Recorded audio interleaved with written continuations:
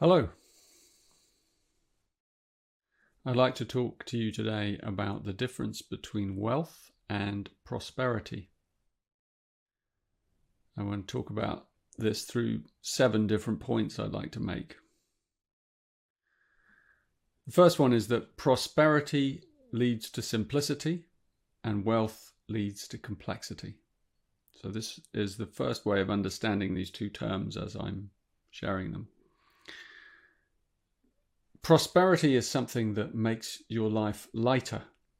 And in that sense, it invites you to shed weight, the weight of your opinions, the weight of low self-esteem, the weight of seriousness, self-judgment, the weight of all that extra stuff, in your cupboard, in your attic, all the stuff in life that takes up so much of your valuable time.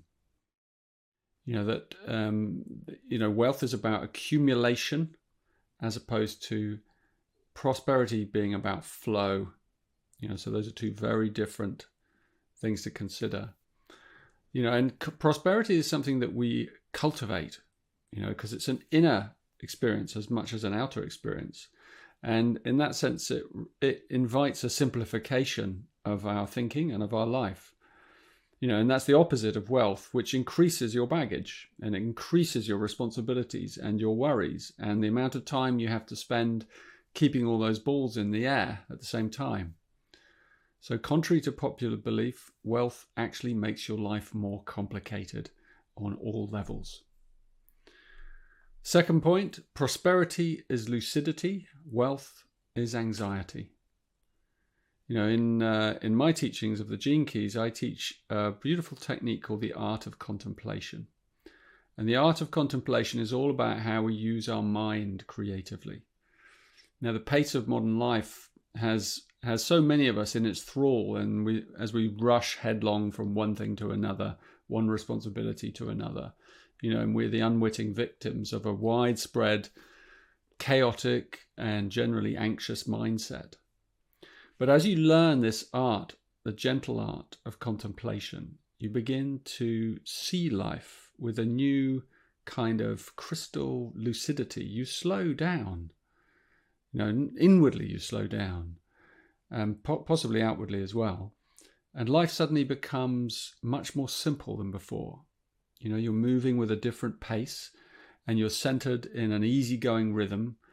And in that rhythm, your mind functions as nature intends it to, without clutter and with a piercing clarity. And that clarity is what cuts through anxiety, the anxiety of the wealth consciousness. So prosperity again wins. The third point, prosperity flows from love.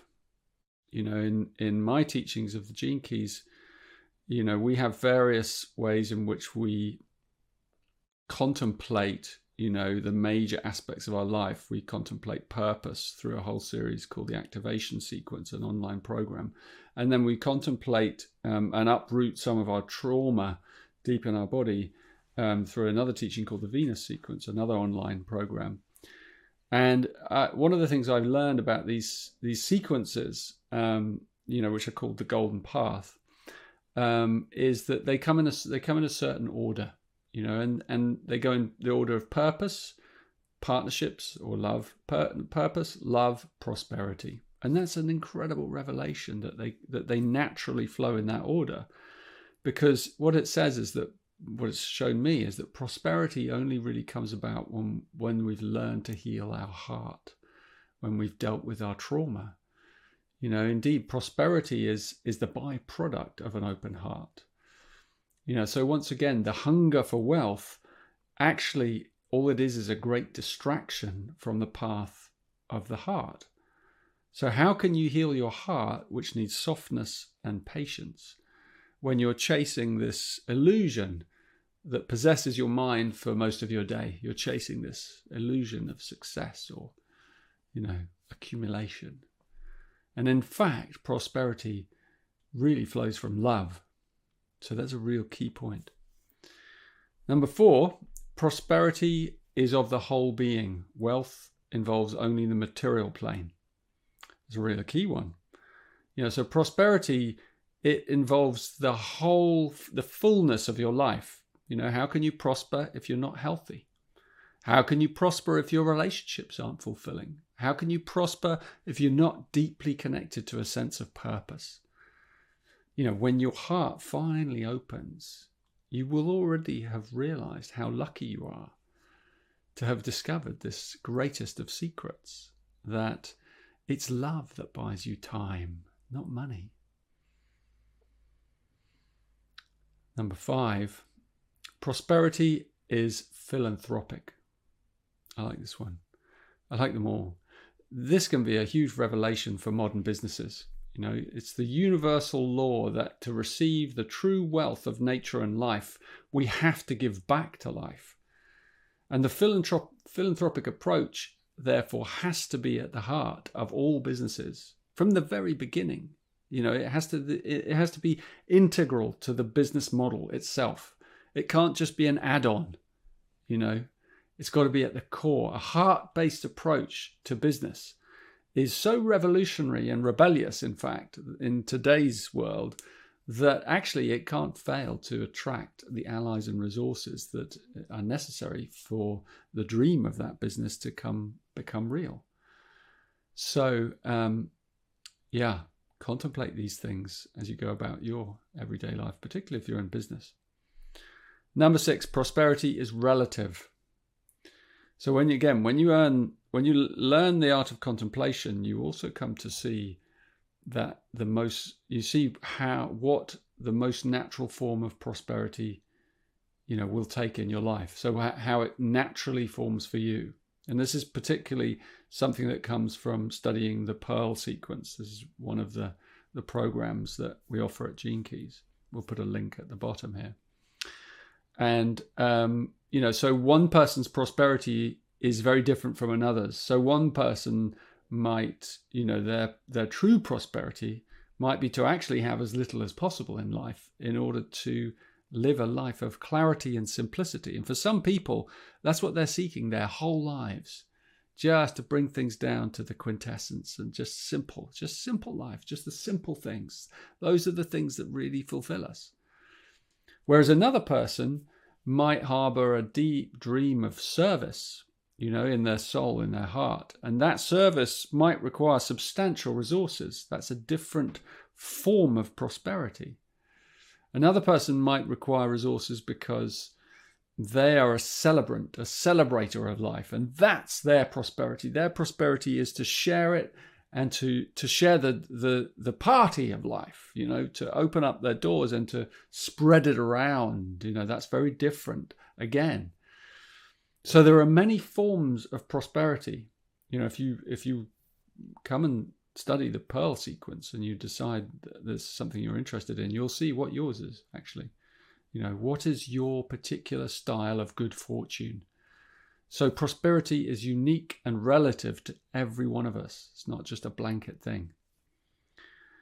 And the 7th and final point here, prosperity is to know the essential in life. This is a great insight of these Gene Keys teachings. It's perhaps the most profound of all, that we have to know what matters in life.